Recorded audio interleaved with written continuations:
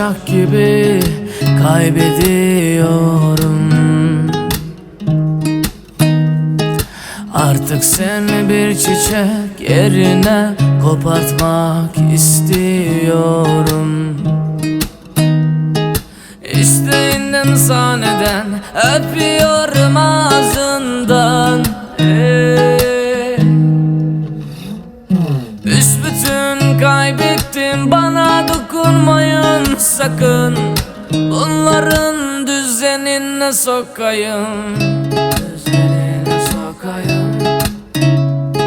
Büsbütün kaybettim, bana dokunmayın sakın.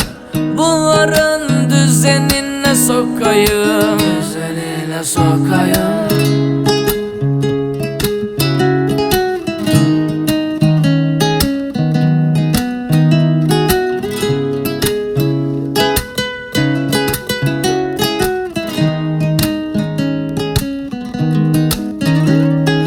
Oysa seni sevmem toplumu meşru kılar ve gitmem beni dileğin derger sevgilim.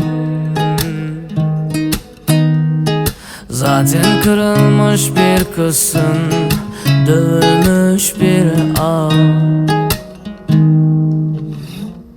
Büsbütün kaybettim, bana dokunmayın sakın. Bunların düzenine sokayım.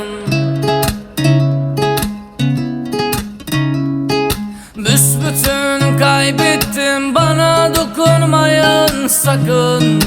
Bunların düzenine sokayım.